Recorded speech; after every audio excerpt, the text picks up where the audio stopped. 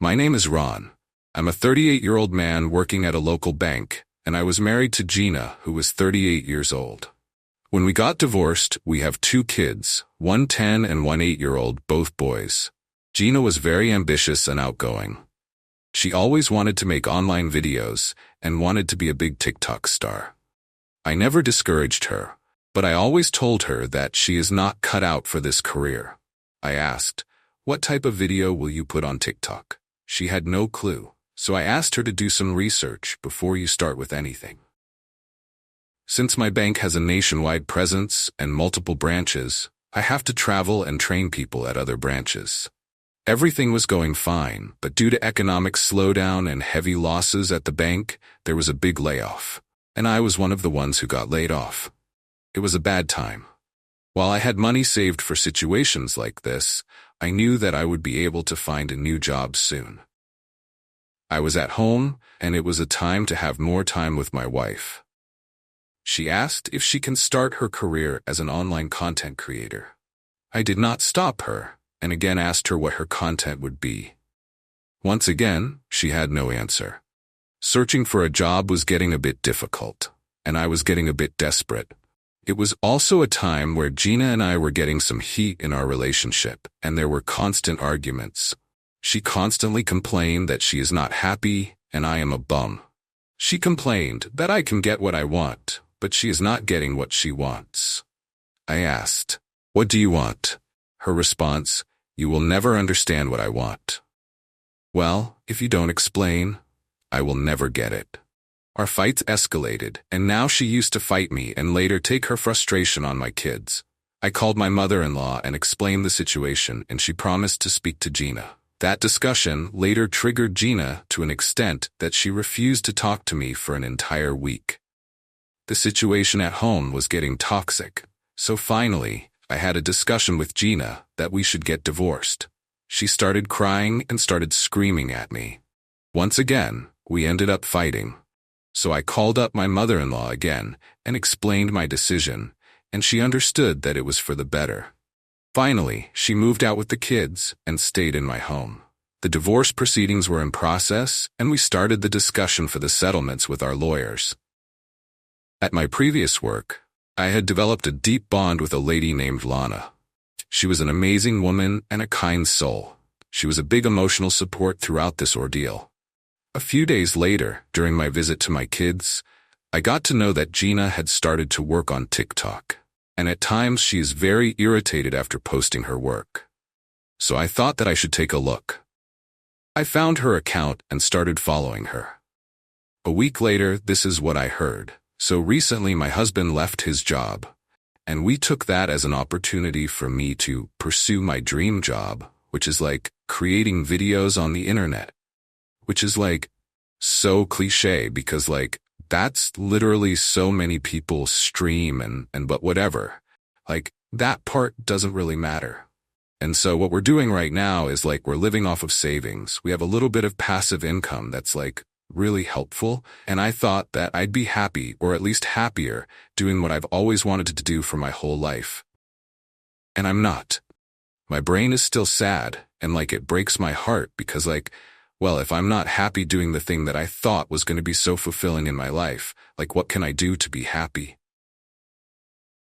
You are unhappy because you have no clue what you are doing, and no clue what you actually want. I finally got a job at a local finance firm, and it was a decent paying one.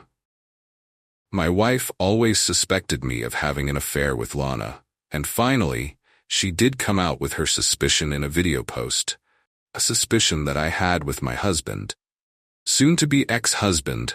We're in the middle of getting divorced right now, and we're not even officially divorced yet, and he's already sleeping with other people. He might have another kid that's not with me. One day, we have 2 kids already, and that makes me want to vomit. That really brings a lot of disgust feelings within me, thinking about him having another kid that's not from me, and my daughter's having a sibling that's not from me. It brings a lot of disgust feelings, and it makes me sad too. But obviously, I have absolutely no control over what he does. You left, we are separated, and I am free to go wherever I want. This video actually helped me and Lana get closer, and we started dating. It might sound weird that I had started dating within a few weeks after getting separated from my wife. You see, I was always close to Lana, and had I not been married to Gina, I would have married Lana. During my marriage, I had always been faithful to my wife and got only a toxic home in return. It was an opportunity to be happy for me. I took my kids out every week, and on one occasion, I took them to Lana's place and later dropped them back at Gina's place. A day later, this is what Gina posted. Nobody in my life except for TikTok to talk to, so here we are. And so it was my surprise when today, in the car, my daughters were like, "Hey, are we going to Dada's friend's house?"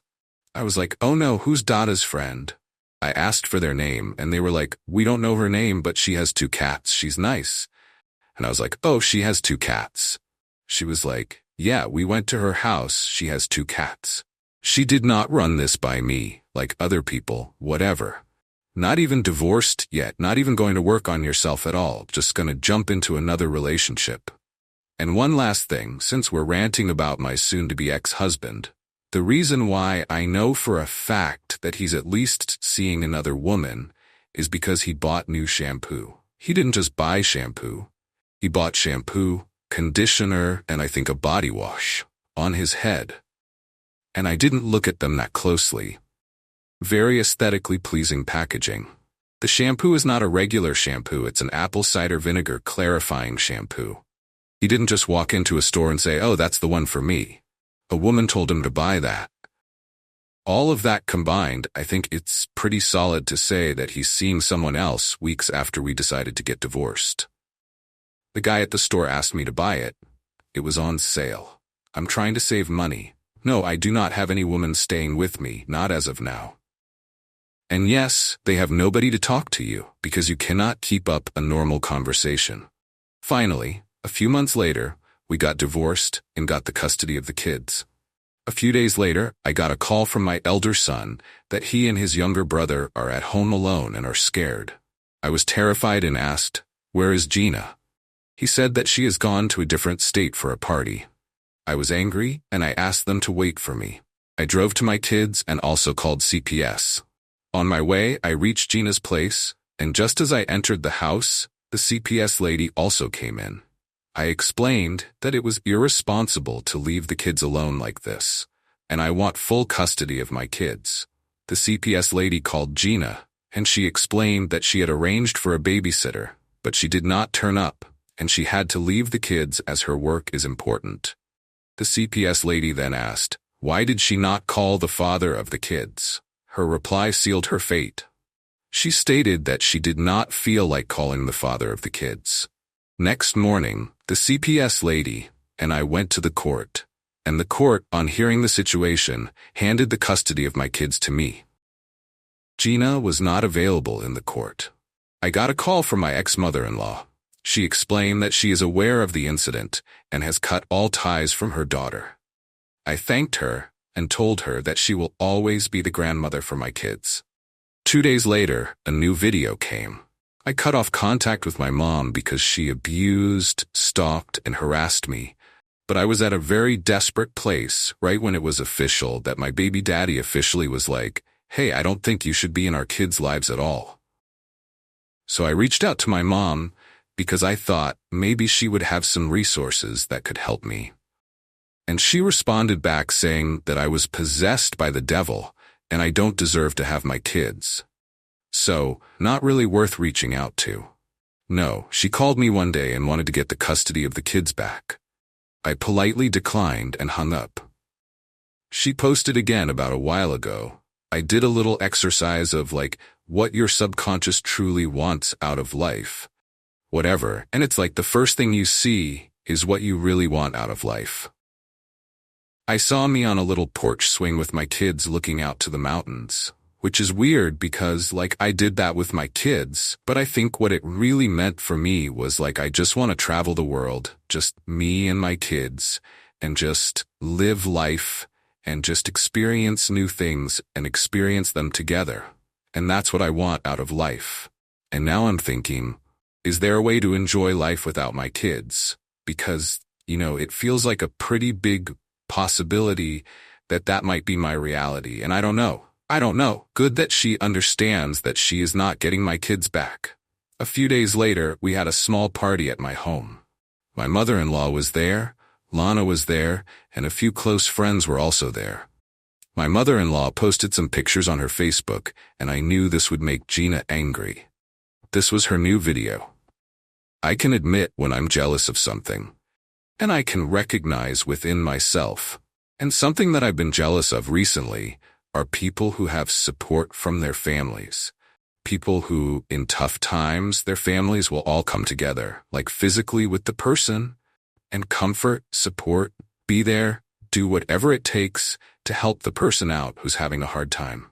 Like, I'm so jealous of all of these people. So jealous, and I know all the comments are going to be like, well, you need to do that for your own kids. Okay, like, I understand that. I get that, and now I'm reaping the consequences of that. Got it? Yeah, I can't. I can't go back in time. I really wish I could. All I want is that when I get my kids back, I want to, teach them everything that I've learned about life, and like teach from the mistakes that I've learned, and teach them how to be confident and how to be resilient and how to prepare them for the off in life.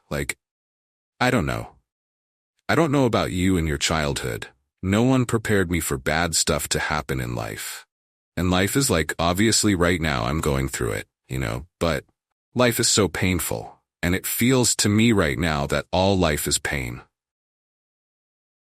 After this video, Lana asked me if Gina is fine, as her videos depict her failing mental health. I did not want to, but I did speak to my mother-in-law and discussed this with her. She took Gina to a doctor, and she later told me that Gina will be going into a hospital for mental treatment. Gina posted a new video, and I knew what that was for her. It was now or never. It's a story that I tell myself, and it keeps happening, but it always seems like everyone else gets success, and I don't. No matter how hard I try, no matter how much energy I put into it, I just never see any success. I don't know how much harder I have to try. I'm doing everything I can. I need this to work. I don't know what I'm going to do. I know that all her desires and ambitions were crushed, but she never had any plan to achieve any of her goals. I hope she comes out healthy. She is a mother of my kids, and I do not want them to feel bad. Lana has moved in with me, with her 2 cats, although I do not want to get married as of now, and I will leave that decision for the future.